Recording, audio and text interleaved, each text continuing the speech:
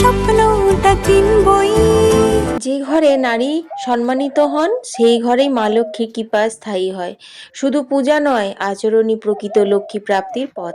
Hello everyone, তোমরা কেমন আছো? আশা করি সবাই অনেক ভালো আছো। আজ হচ্ছে বৃহস্পতিবার, আর বৃহস্পতিবারে গৃহস্থ বাড়িতে কিছু নিয়ম থাকে। মা লক্ষ্মীর কৃপা পেতে আমরা যদি সেই নিয়মগুলো পালন করি তাহলে কিন্তু আমাদের ঘর সুখ সমৃদ্ধিতে ভরে উঠবে।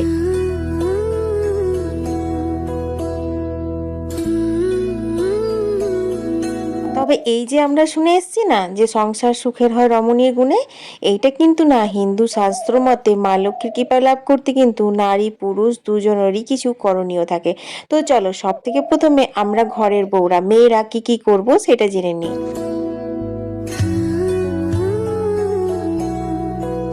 সব থেকে প্রথম নম্বর হচ্ছে যে ভোর ভোর ঘুম থেকে উঠতে হবে। উঠে কিন্তু ঘরের সমস্ত বাসি কাজ করে পরিষ্কার পরিচ্ছন্ন হয়ে স্নান করে লক্ষ্মী পুজো করতে হবে। আর দ্বিতীয়ত হচ্ছে যে ঘর মানে বিশেষ করে রান্নাঘর আর পুজোর ঘর কিন্তু বৃহস্পতিবার খুব ভালো করে পরিষ্কার রাখতে হয় এবং পরিষ্কার করেও নিতে হয়। আর ৩ নম্বর হচ্ছে সন্ধ্যায় হয় ঘিয়ের বাতি আর না হলে তিল তেলের বাতি দিয়ে কিন্তু সন্ধ্যা আরতি করতে হয় মা লক্ষ্মীর। এতে কিন্তু মা লক্ষ্মী অত্যন্ত সন্তুষ্ট হয়। আর ৪ নম্বর হচ্ছে কখনো কিন্তু খাবার অপচয় করতে নেই। আমাদের গৃহস্থ বাড়িতে কিন্তু অল্প স্বল্প খাবার বেঁচেই যায়। হ্যাঁ, অনেকেই আছে যারা ফ্রিজে রেখে পরদিন গরম করে খেয়ে নেয়, সেটাও ঠিক আছে। কিন্তু অনেক আছে যারা বাসি খাবার খেতে চায় না। সেই খাবারটা হয়তো ফেলে দেয়। তো সেই খাবার কিন্তু অপচয় করা একদম উচিত নয়। কোনো অসহায় গরিব মানুষকে সেই খাবারটা যদি দিয়ে দাও তাহলে কিন্তু মা লক্ষ্মী অনেক সুপ্রসন্ন হবে তোমাদের উপরে।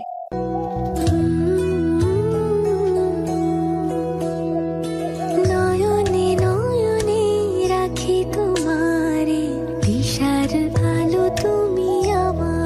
৫ নম্বর হচ্ছে পরিবারের সকলের সঙ্গে মধুর আচরণ করতে হবে। আর ৬ নম্বর তুলসী মায়ের পুজো আর শ্রী বিষ্ণু লক্ষ্মী নাম স্মরণ করতে হবে। যদি আমরা এগুলো না জেনে থাকি, না আমাদের বই থাকে বা মুখস্থ থাকে, তাহলে কিন্তু আমরা মোবাইল দিয়েও সেটা শুনতে পারি। লক্ষ্মীর আর বিষ্ণুর নাম যদি বৃহস্পতিবার চালানো হয় বাড়িতে মোবাইলে বা বক্সে, যেটাই আছে আর কি সাউন্ড সিস্টেম, তাহলেও কিন্তু আমাদের বাড়িতে পজিটিভিটি আসে, জানো তো বন্ধুরা। আর সব থেকে বড় কথা, আমাদের মন শান্তি হয়। আর আমাদের মনই হচ্ছে কিন্তু সমস্ত রকমের মূল কারণ। মন যদি আমাদের শান্ত থাকে তাহলে কিন্তু আমাদের সব কিছু ঠিকঠাক হয়। আর হ্যাঁ, বৃহস্পতিবার কিন্তু অবশ্যই এই স্ত্রী মানুষদের একটু আলতা পড়তে হয়। আজকালকার মেয়েরা বিয়ে তো করে কিন্তু সেটা বিবাহিত এই প্রমাণটা কিছুতেই রাখতে চায় না। হ্যাঁ, জানি না কেন। তবে যাই বলো নাই বলো, আলতা পড়লে কিন্তু বেশ লক্ষ্মী লক্ষ্মী লাগে, কি বলো বন্ধুরা? আমি তো ভীষণ পছন্দ করি আলতা পড়তে।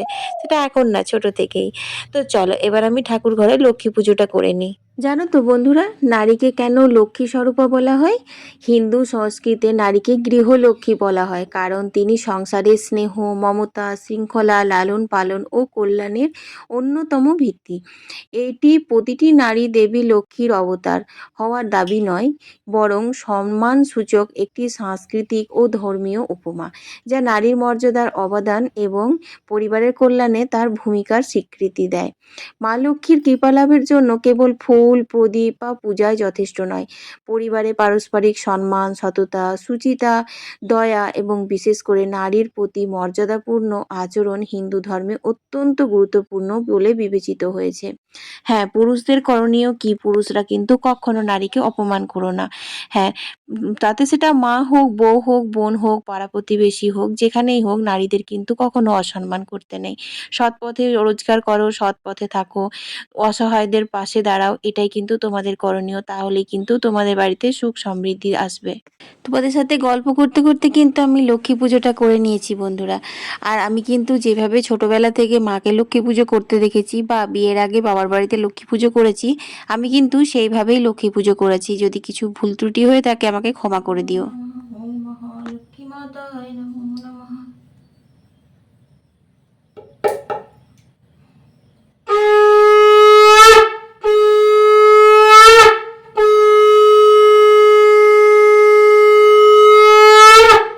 পুজো করে এসেই কিন্তু রান্নাঘরে ঢুকেছি। একদিকে দুধটা বসিয়ে দিলাম আর একদিকে ভাতটা বসাবো। আর এই যে আলুগুলো দেখছো, এইগুলো কিন্তু পোস্তর আলু। কুকারে আলাদা করে সেদ্ধ করবার মতন সময় নেই, তাই ভাতেই দিয়ে দিলাম, সেদ্ধ হয়ে যাবে। তারপর খোসা ছাড়িয়ে সেই মতো করে রান্না করে নেবো। তো বন্ধুরা চলো, পুজো দেওয়া হয়ে গেল, একটুখানি প্রসাদটাই খেয়ে নিলাম, মানে চিড়ের প্রসাদ ছিল যেহেতু, ওটা খেয়ে আমার পেট ভরে গেল, আর কিছু টিফিন করব না।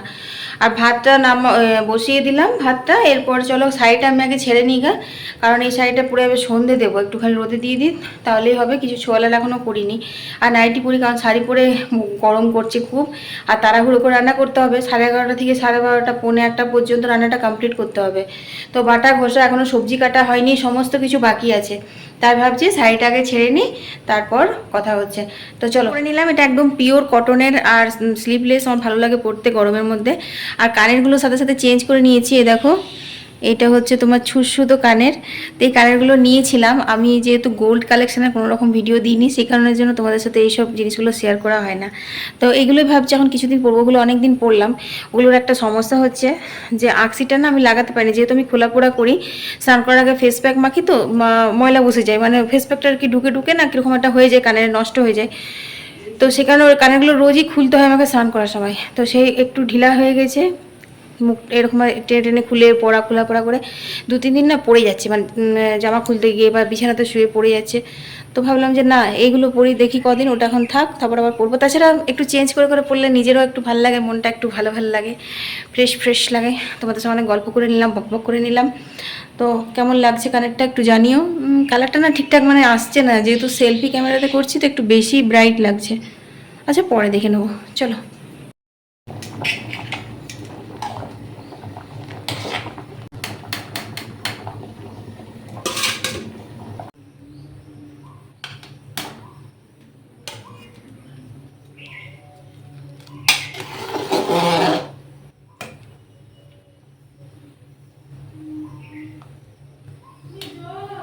তাড়া দিচ্ছি।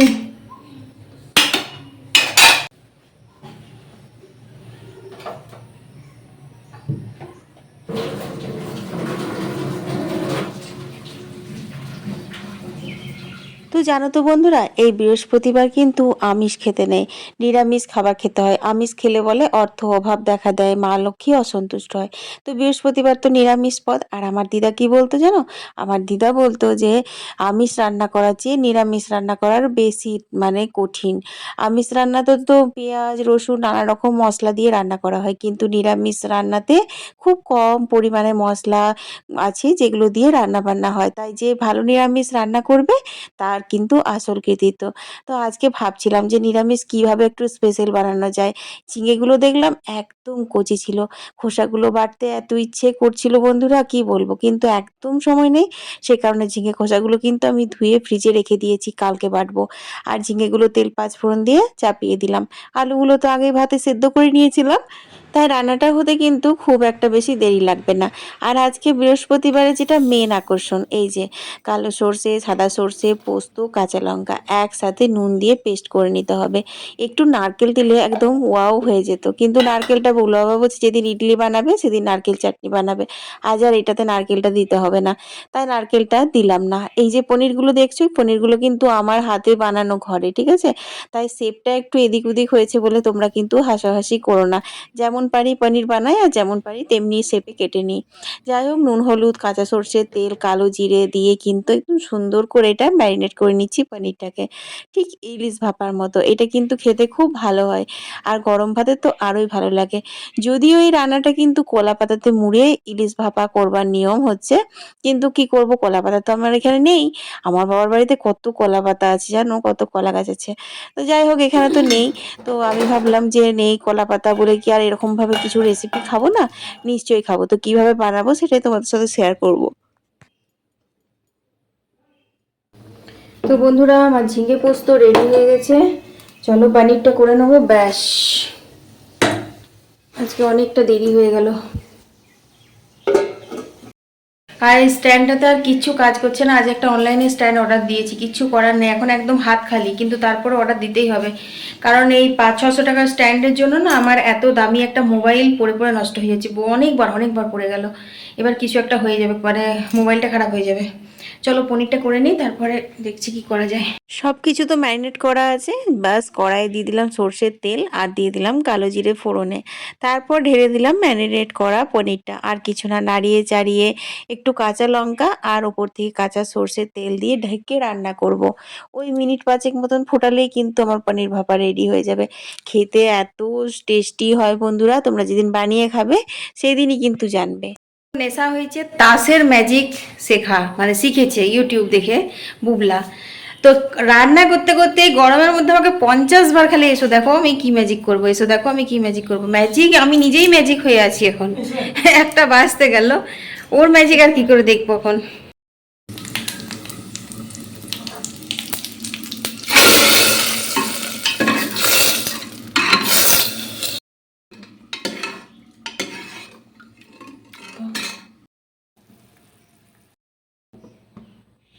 তো বন্ধুরা আমার রান্না হয়ে গেছে কমপ্লিট। আর বড়ার টকটা করলাম আর একটা বড়া ভাজা খাচ্ছি। আজকে বড়াগুলো খুব ভালো হয়েছে, একদম ঝাল ঝাল লাগছে।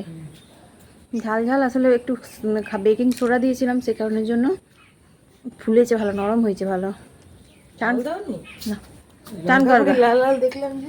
লাল লাল দেখেই বললি ঝাল ঝাল। আর হলুদের সাথে বেকিং সোডার রিয়াকশন কি? কার সঙ্গে কার লাল হয়? হলুদের সঙ্গে যদি সার হ্যাঁ না ওর থেকে সার কাল করে। হলুদের সাথে বেকিং সোডা পড়লে পরে একটু বেশি পরিমাণে পড়ে গেলে ওটা কালারটা অন্যরকম হয়, লঙ্কা গুঁড়োর মতন। ঝাল লাগেনি, লালটা দেখে বলছি ঝাল ঝাল হয়েছে। তো চলো বুলা ভাইবের ডিউটি থেকে মনে হয় চলে আসবে এখনই। না না সার ফেসে কেমন করে দেবো? পুরো ঘোলা একদম, এদিকটা একদম ঘোলা ক্যামেরাটা। হাত দিয়ে দিয়ে ওদের চলে এলো। ব্যাক ক্যামেরাতে কিছুটা তোকে নিয়ে নি, তুই চান কর তারপরে। ভালো করে বন্ধ করে ভালো। সামনের ক্যামেরাটাও তেল লেগে ঝাপসা হয়ে গেছে, আর ব্যাক ক্যামেরাটাও হাত দিয়ে হয়ে যাচ্ছে। চলো এবার খাওয়া দাওয়া হবে। তো শুধু রান্না করলে তো হবে না, গুছিয়ে খেতে দেওয়াটাও তো একটা আর্ট। যদিও মা কিন্তু প্রত্যেকদিন খেতে দেয়, আর এখন তো মা বাড়ি নেই, তো সেই কারণের জন্য আমি প্রত্যেকদিন খেতে দিচ্ছি। কিন্তু সেইভাবে কোনোদিনও মানে ভিডিও করাই হয়নি। রান্না বান্না ঘরের কাজে আমি এতটা বেশি থকে যাই, আর এত তাড়াহুড়োর মধ্যে বুবলা বাবাকে খেতে দিতে হয়। আর বুবলা বাবাকে খেতে দিতে না দিতেই বুবলাকে খেতে দিতে হয়, বুবলাকে স্কুল থেকে আনতে যেতে হয়। এইসব করতে করতে না আমার আর ভিডিও সেই মতো করাই হয়নি। তো আজকে ভাবলাম একটু ধীরে সুস্থে বাড়ছি, তো ধীরে সুস্থেই করি। তো আজকে দেখো এই হচ্ছে আমাদের নিরামিষ লাঞ্চ মেনু। বাপরে বাপ। তো বন্ধুরা আমার কিন্তু বলি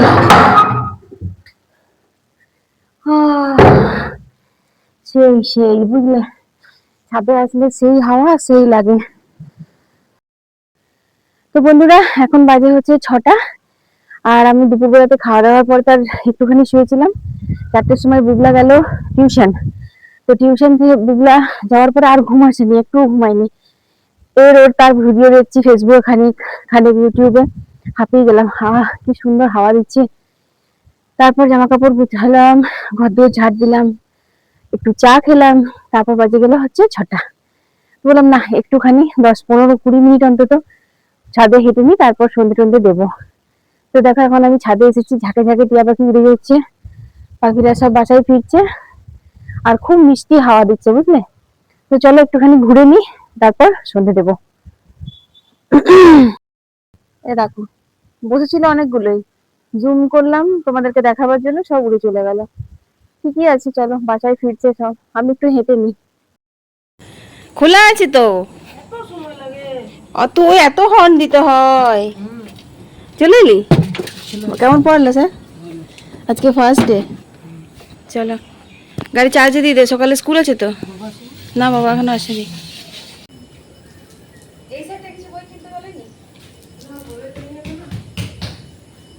আওয়াজ শুনতে পাচ্ছে দুটো বই আছে।